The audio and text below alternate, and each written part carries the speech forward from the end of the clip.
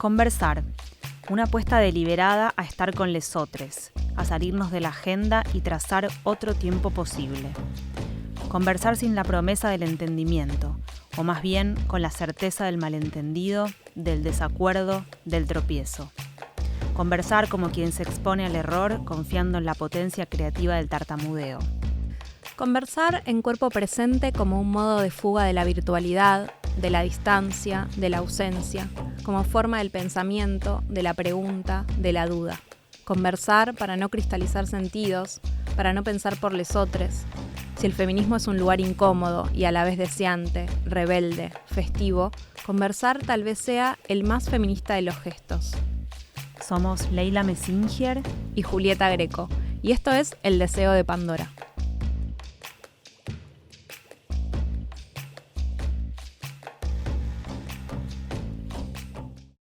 La primera vez que María Álvarez estuvo profesionalmente detrás de una cámara fue para filmar una serie que nunca se exhibió. Escribió una obra de teatro, Quémese después de leerse, y en 2017 estrenó su primer largometraje, Las Cinéfilas, una película filmada en Buenos Aires, Montevideo y Madrid, donde la directora acompaña a señoras que después de jubilarse asisten compulsivamente al cine. Con Las Cinéfilas, que además ganó el premio del público en el Bafisi, inició involuntariamente una trilogía sobre el tiempo y el arte. En plena pandemia estrenó El Tiempo Perdido, un homenaje a un grupo de lectores que hace más de 20 años se juntan en bares de Buenos Aires a leer cíclicamente la obra de 7 tomos de Marcel Proust.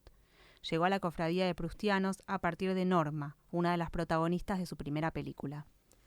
En 2021 cerró la trilogía con Las Cercanas, un documental sobre las gemelas Shinga y Coca Cavallini de 91 años, dos concertistas de piano que alcanzaron la fama en Cleveland, Estados Unidos, durante los años 60. María ganó 2 años consecutivos el premio a la mejor película de la competencia argentina en el Festival de Cine de Mar del Plata y el premio a la mejor dirección en el Festival Internacional de Cine de Gijón por Las Cercanas. Filmando El Tiempo Perdido, María se enamoró de Marcel Proust y luego de 4 años de estar con él, ahora lo considera un examante. No soporta que la gente saque el celular en el cine. Para María, las limitaciones conforman un estilo.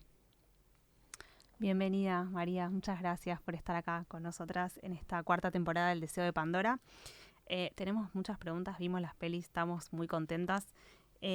Lo primero que queremos hablar es de esta trilogía, que entendemos que para vos no fue algo pensado inicialmente, sino que fue apareciendo, ¿no? Las historias fueron apareciendo en tu vida de diferentes formas, pero sí nos interesaba preguntarte cómo las ves ahora, ¿no? Ahora que ya están estrenadas, cómo las ves, más allá de que obviamente las 3 tienen en común una temática, ¿no? La vejez y las artes, pero ¿cómo interpretás vos y entendés vos esa trilogía?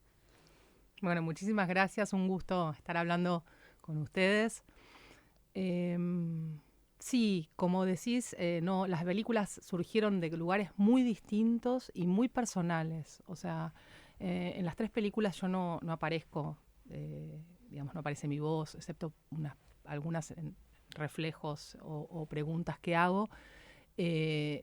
Pero sin embargo, las películas tienen un anclaje personal muy fuerte, casi autobiográfico, diría yo, pero quizás una autobiografía hacia el futuro, ¿no? Como en Las Cinéfilas yo lo que quería retratar era mi propio futuro, de alguna manera.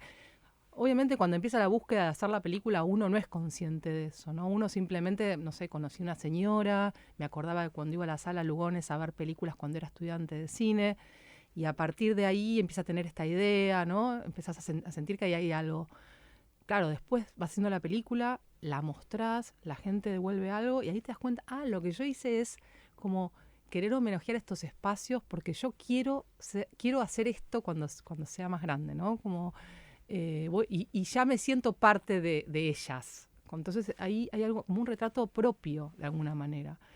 En El Tiempo Perdido también fue encontrar este lugar que estaba ajeno a la tecnología, a internet, ¿no? Como muy centrado en la comunicación con los demás, en las miradas, en el intercambio, para coincidir, para disentir.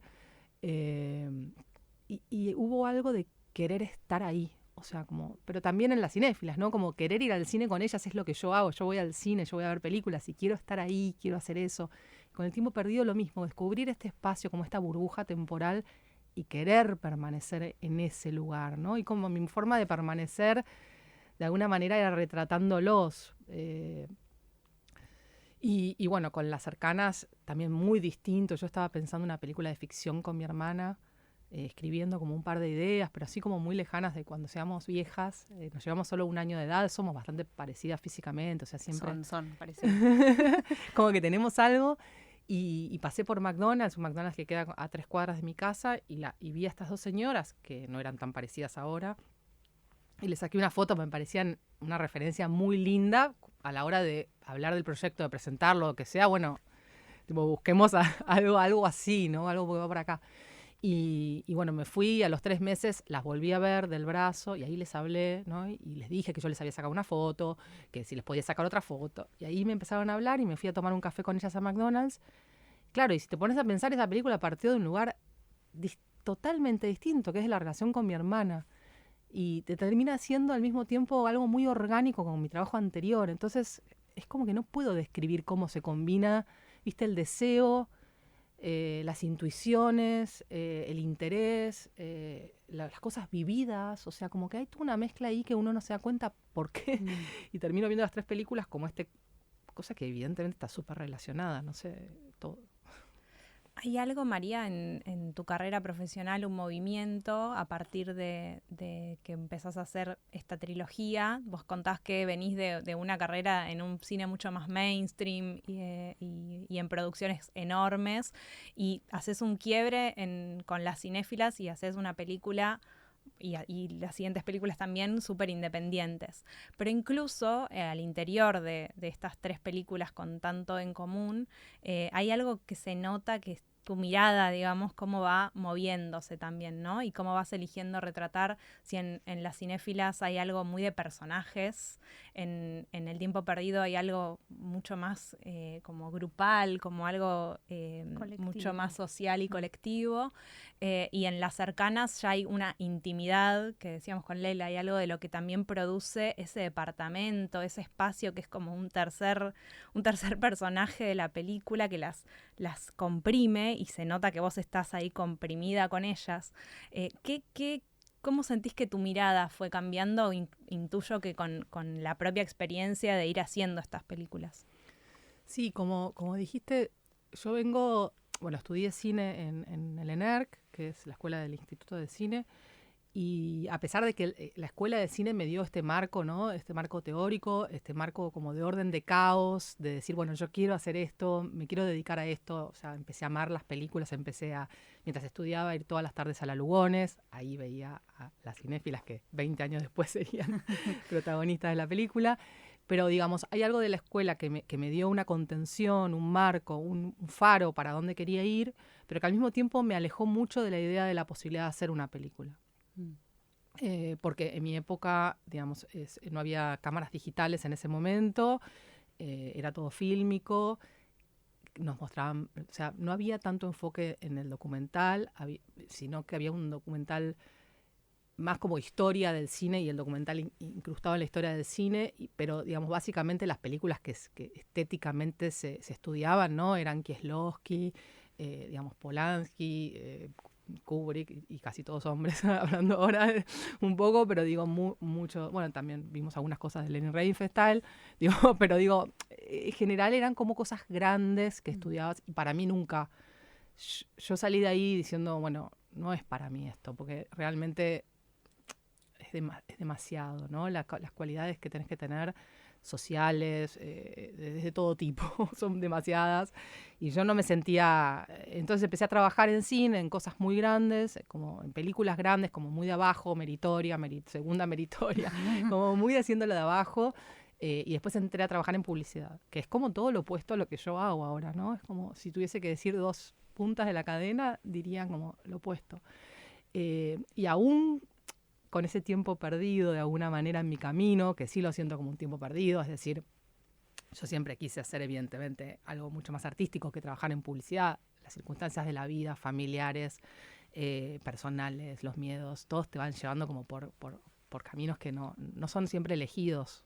O sí son elegidos, bueno, es complejo, no sé, pero son como que también son llevados por la seguridad, por el intento de una búsqueda además de seguridad y otras cosas. Entonces, me fui por otro camino con un tiempo, digamos, perdido para mí, en algún sentido. Y en un punto puse punto muerto de nuevo, ¿no? Y volví a punto cero a hacer una película como si fuese, yo uso mucho a veces la frase de Picasso esta, me llevó toda la vida a aprender a dibujar como un niño, ¿no? Como si fuese alguien que no supiese nada de cine, borrón y cuenta nueva, agarrar una cámara en mano así, una cámara que ni siquiera es, o sea, que yo uso foco automático, eso se ve en mis películas, yo no soy muy detallista en la técnica, en estas 3 películas por lo menos, no sé qué va a pasar, pero entonces como que aunque lo siento un tiempo perdido todo ese trabajo, lo que decía Julieta de mi mirada y de la posibilidad de hacer esas películas así también es cierto que hay un conocimiento y una experiencia que viene de estar en un set de filmación, de ver cómo se aproxima la cámara a algo, o sea, como muchos años de eso, muchos años de sonido, de muchos años de una experiencia que también supongo que yo no quiero verla por este reniego, ¿no? de un camino como de algo torcido, pero estoy segura que también la capacidad de organización, de materiales, de muchos materiales, o sea, eso tiene que ver con mi trabajo, con el trabajo anterior, ¿no? Con la capacidad de maniobra, con una organización, y por eso puedo producir también y puedo hacerlo. Entonces es como que yo siento que ese pasado perdido no está tan perdido y fue de alguna manera resignificado en esta... No sé si contesto tu pregunta o... No, y la pregunta sobre cómo vos sentís que tu propia mirada cambió mientras hacías esas películas. O sea, si sentís que la experiencia de haberlas hecho te fue, o sea, modificando en la siguiente, digamos, ¿no? Como una... No, porque siento que toda película o todo proyecto, ya sea un texto, un párrafo, es como que uno, para mí, yo me siento una principiante absoluta. O sea, si yo me siento ahora a filmarlas a ustedes acá para retratarlas acá, yo voy a hacerlo como desde cero, de no sé nada, a ver qué es. No puedo nada de lo... O sea, por eso te decía, por ahí es difícil de describir. Me va a servir todo lo técnico que yo sé. O sea, sé cómo, si la quiero retratar a Leila, cómo quiero mostrar. O sea, pero al mismo tiempo me aproximo a las cosas de cero. O sea, y si agarro un proyecto nuevo ahora, va a ser como desde la ignorancia más absoluta de todo lo que significa hacer eso. Como siento que cada cosa es única. Es algo un poco desprejuiciado que se nota mucho en la forma en la que filmás, me parece. Bueno, qué bueno, porque la cinéfila claramente es más ingenua, porque yo ni siquiera sabía en ese momento que eso iba a ser una película. O sea, cuando empecé a filmar yo no tenía, esto es una película, es un documental, va a ser así. O sea, simplemente sentía que había ahí una idea. La segunda y la tercera uno ya las hace con un poquito más de conciencia. Por eso digo, no es que es de cero total, porque uno ya sabe cómo hacerlo, pero sí como que siento que voy abierta a lo que me pueda, mucho más a lo que me pueda dar la situación, a lo que yo le puedo dar a la situación, porque bueno, hay documentalistas que trabajan de otra manera, ¿no? Y yo a veces me gusta mucho hablar con ellos y me gusta mucho hablar de su trabajo y cómo trabajan, porque me sorprendo cómo trabajan. Pero es esta cosa, yo lo describo como pescar con red o pescar con caña, ¿no? Vamos, hay muchas documentalistas amigas que tengo y todo, que saben, o sea, que dicen, voy a hacer una película sobre esto con estas personas, que después se transforman en personajes, digamos, y me interesa esto, ¿no? Y voy a buscar esto, y entonces su trabajo es mucho más estético, mucho más logrado en muchos aspectos que lo que yo hago, porque eso, tienen una idea estética de lo que quieren contar. Y yo voy mucho más como abierta, por eso no hago planos. Estoy hablando del trabajo en estas 3 películas, igual no quiero como decir que no voy a hacerlo, porque también me interesa la otra manera de trabajar. No es que digo de esa manera no me interesa, solo que estas 3 películas para mí salieron así. Yo no hago plano, yo directamente agarro la cámara y no la corto, digamos. Entonces, después el plano viene en la edición, donde yo decido dónde comienza y dónde termina. No existe el plano en mis documentales. Y como yo siento que voy a pescar con red porque tiro la red y saco un montón de basura. montón de botellas de plástico, un montón de bolsas, no sé qué, y de repente aparece lo que para mí es una estrella de mar, ¿no? Que hay que buscarla en el material, y a veces la estrella no es tan obvia, sino que tiene que ver con relacionarla con otras cosas de la película que tampoco eran obvias. Y sí, Julieta, una cosa que quizás sí aprendí es como a profundizar más en esto, en el sentido de que en mi primera película es como una involución, de alguna manera, una involución necesaria, creo, porque en mi primera película yo iba muy con, a ver, ¿cuál fue tu película preferida? ¿Cuándo empezaste a ir al cine? ¿Por qué vas al cine? O sea, como que iba muy a lo que iba, ¿no? Como, es una película sobre señoras que van al cine. Y quizás lo que sí aprendí, editando mis películas cuando me quería matar a mí misma después, me odiaba porque me veía y decía, ¿cómo? Te está contando algo espectacular que servía un montón. Y la volvés a redirigir, digamos, hacia lo que vos pensás que es esta película. Pero vos no sabés cómo va a ser esta película. Y muchas veces en la edición me miraba a mí misma cortar una cosa que era maravillosa y que surgía de la persona. Entonces, sí creo que quizás lo que aprendí es no ir, cada vez ir con menos y certezas de a qué voy a buscar. Porque nunca, o sea, lo que voy a buscar es lo mejor. Si no, tendría que hacer ficción en realidad. Porque la realidad es mucho más potente, lo que te da de otra persona. Cuando yo elijo a la persona, tengo que aprendí a tener cada vez más confianza en eso que ya yo elegí a esa persona por algo. Y esa persona tiene mucho más para darme que lo que yo puedo pensar de esa persona que conozco hace un año, ponele.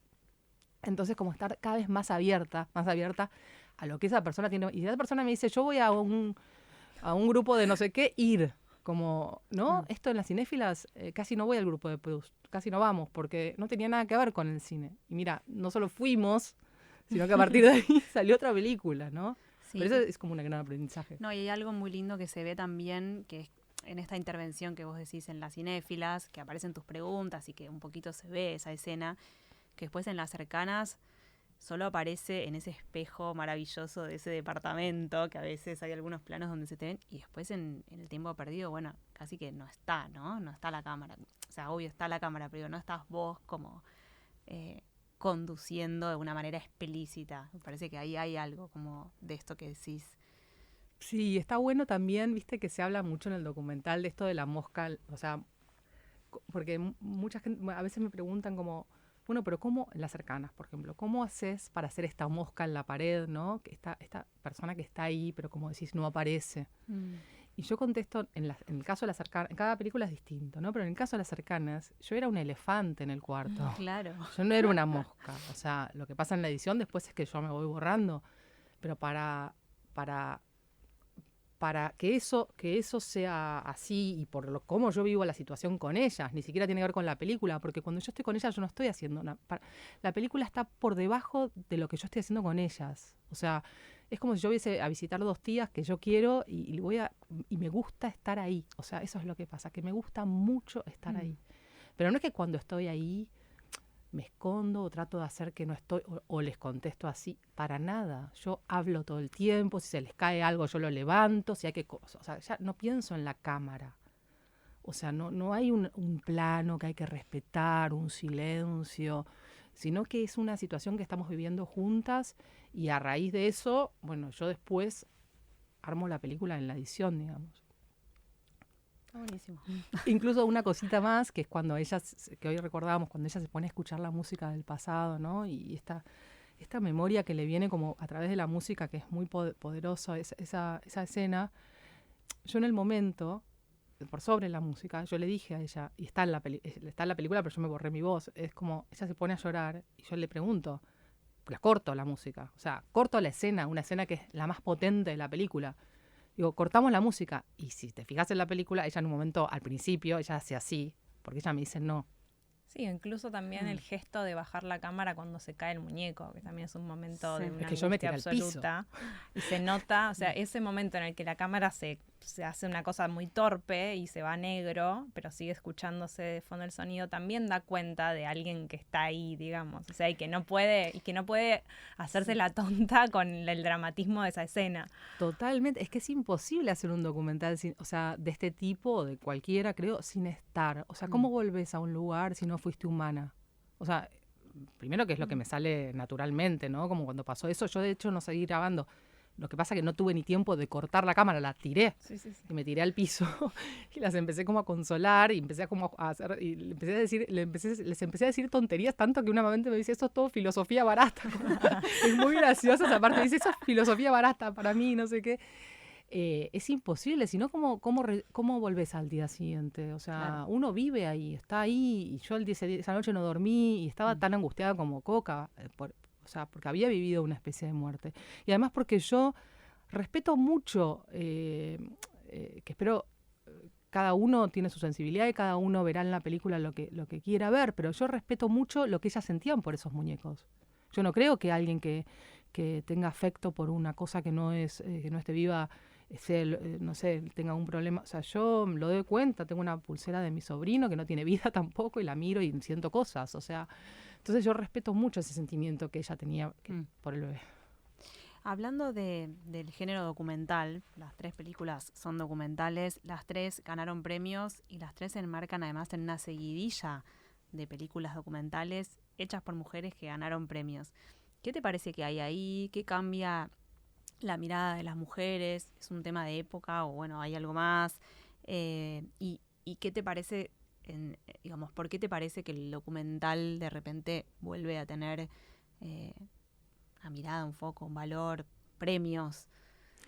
Está buena la pregunta, es muy compleja, me parece, porque tiene una cuestión más coyuntural que tiene que ver con las imposibilidades que también genera, o sea, pero por eso es compleja porque, digamos, yo en el documental no es que me fui al documental porque no podía hacer una ficción, o sea, claramente ahí encontré un medio, o sea, una forma de expresar algo que yo quería expresar que tiene que ver con la realidad, o sea, con algo que está más allá de lo que yo pueda llegar a imaginar, ¿no? Sí. Y como eso después uno lo resignifica y lo recrea de alguna manera, que recrea una realidad. O sea que respeto mucho el género y me gusta mucho incluso diferenciarlo de la ficción. A mí yo no soy de la idea de unifiquemos, pero porque me parecen 2 metodologías de trabajo absolutamente opuestas. Que después tengamos un objeto audiovisual que dura 80, 90 minutos o 2 horas, digamos, que sea el mismo, o sea, que ahí podamos convenir en que eso es una película, totalmente. Ahora, cómo llegamos a eso para mí es como opuesto. No.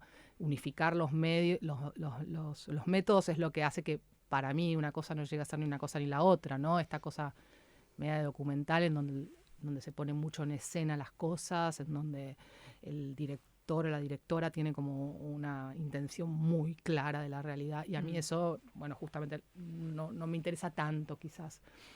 O sí llevado a una ficción con gente que no sea actores, digamos, eso es otra cosa, pero... entonces, por un lado está el respeto, obviamente, o sea, una forma única, que es esto de la realidad, o sea, es un género en sí mismo y es una cosa distinta.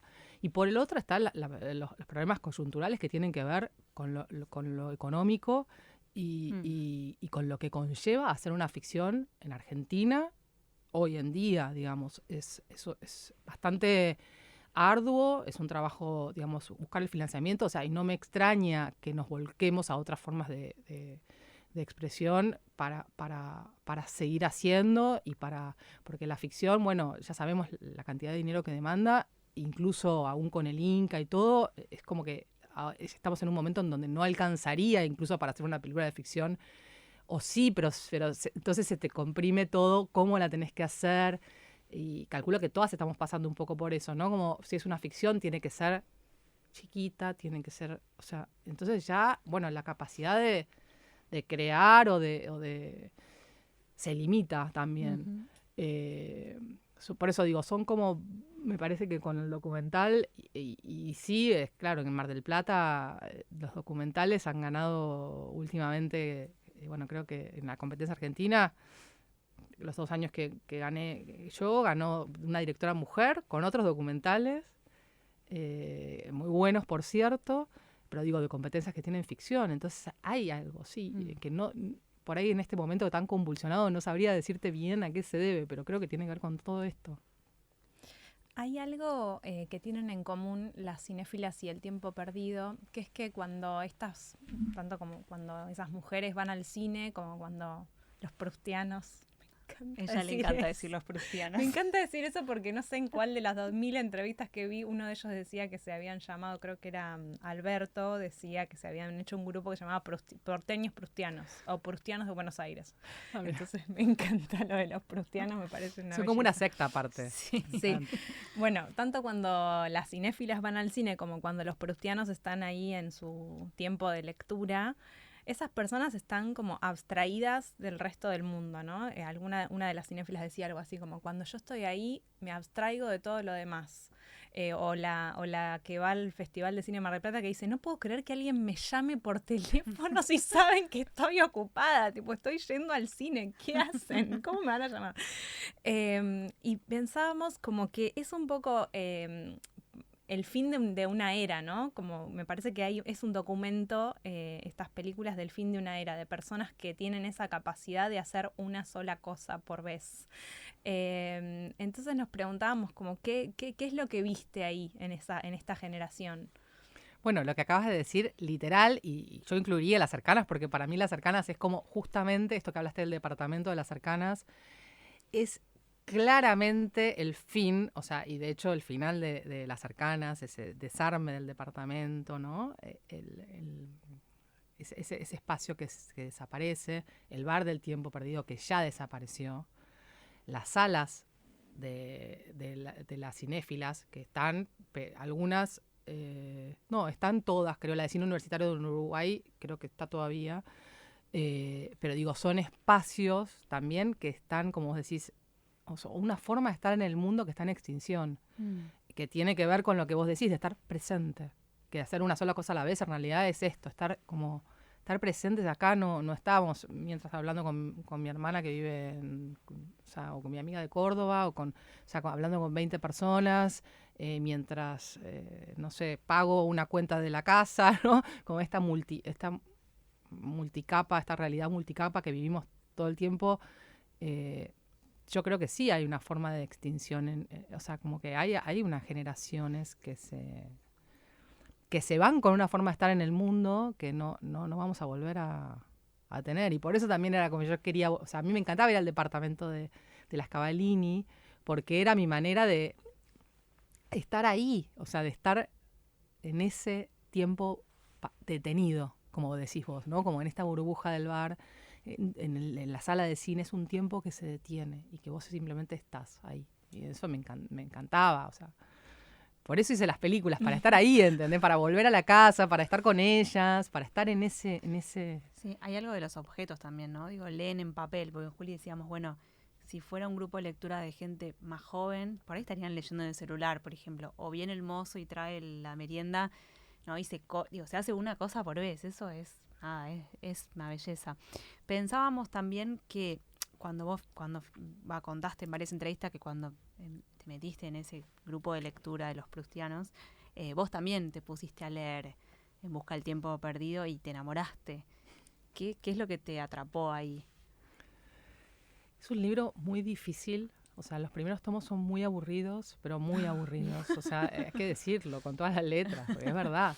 O sea, son muy... O sea, y aparte tienen que ver con esto, con esa forma de estar en el mundo que es opuesta a la que vivimos. O sea, vos tenés que salir del celular en donde todo el tiempo estás estimulada por cosas que te interesan, ¿no? Por qué película, qué cosa, qué videíto, qué no sé qué, y de repente te tenés que meter en una realidad paralela en donde se habla 5 páginas del tallo de una flor, ¿entendés? O sea, y que no podés. Yo estoy fanatizada, quiero contar esto, que es que cuando yo fui a ver la película al cine la semana pasada, después fui a comer con unas amigas, o sea, mis amigas no vieron la película, pero yo no podía parar de contarles anécdotas de la película, entre ellas la que decía, me parece que estamos un poco estamos obsesionados con lo del beso, pasemos a otra cosa, como me encantó ese momento de darle lugar incluso a ese conflicto de cosas así de pequeñas, ¿no? ¿no? Como, bueno, no te enojes, tampoco era para tanto, como me pareció de un nivel de dulzura y detalle hermoso. Sí, sí, por eso el libro de Proust, y el libro de Proust hace eso. Y el libro de Proust también es muy gracioso. Proust tiene como, primero sobre la homosexualidad, es un adelantado absoluto. O sea, tiene unas observaciones, un nivel de detalle, y un nivel de detalle en determinadas sensaciones que uno tiene. Que, claro, al principio te parece aburrido, pero cuando lo seguís leyendo, yo en ese momento dije, bueno, si hubiera decidido hacer una película sobre esto, tengo que llegar al final. No puedo no leerlo.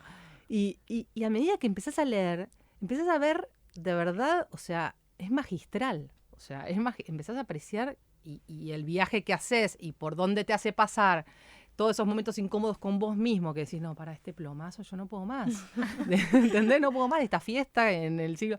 Pero al mismo tiempo tenés que confiar en que por alguna razón esas personas hace 20 años se juntan a leer cíclicamente lo mismo. Exacto. Y confiar también también lo que me pasó a pensar que el narrador, al reflexionar sobre la obra de arte, sobre la novela que estaba haciendo, sobre esta novela, él quería escribir un libro que fuese único, que describiese el paso del tiempo, no sé qué, al mismo tiempo agarrarme de eso para decir, bueno, él tiene estas dificultades para hacer esta obra, yo a ver cómo hago esto. Entonces ahí me empecé a identificar mucho con el narrador de la novela. Está bueno.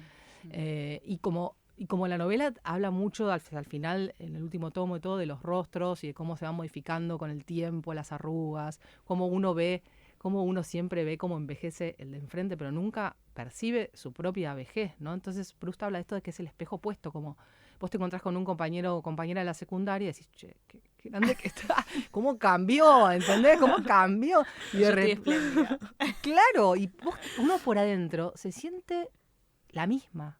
O sea, como que uno se va sintiendo siempre la misma y ven en los demás como los cambios, ¿no? Como los ven los demás.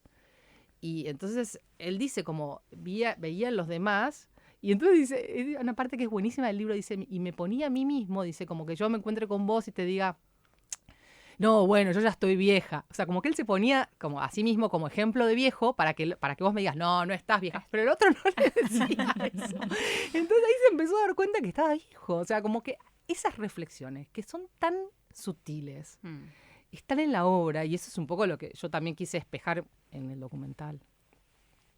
Estoy pensando en cuando una de las señoras le decía a Norma, vos ves bien, Norma, No, vos yo ves quedé bien. impresionada con... Hay una señora que no usa anteojos para leer. No puedo dejar de... No me acuerdo cuál era. Una que tiene como los párpados así. Y no usa anteojos. Yo, ¿cómo hace? O sea, porque todos tienen... Sí, todos... Yo uso anteojos y no tengo la edad que tienen ellos, pero había algo de la lectura, de acercarse el papel, ¿viste? Hay como muy sutil, pero hay una percepción de, bueno, de la vista, hasta dónde ves, dónde... Y hay una que no usa anteojos y lee re bien y digo, ay, qué envidia. No lo noté a eso, no lo noté. Bueno, hay algo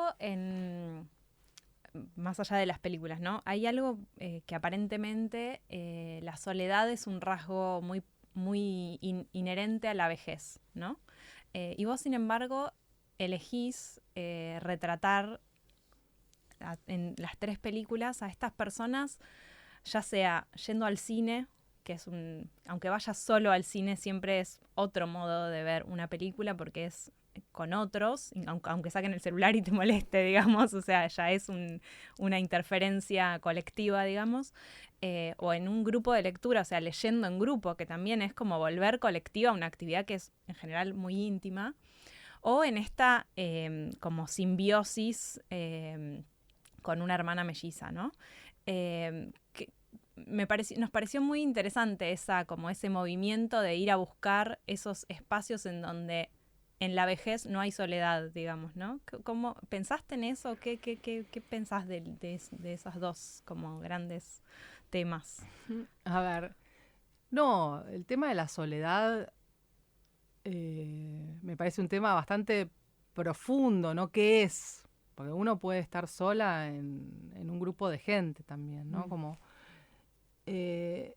yo creo que sí las películas, bueno, en las cercanas a veces cuando me dicen, no, ellas están muy solas, le digo, ¿cómo van a estar solas si son dos? Juntas. Claro, están juntas, pero es como la frase, ellas están tan solas, le digo, primero que no están solas porque, bueno, en la película se ve otra gente y se ve que le dejan mensajes a sus amigos, o sea, hay que ver cómo llegamos a esa, ¿no? Pero, y aparte de eso, están juntas, son dos, o sea, hay que ver si llegamos de a dos a esa edad.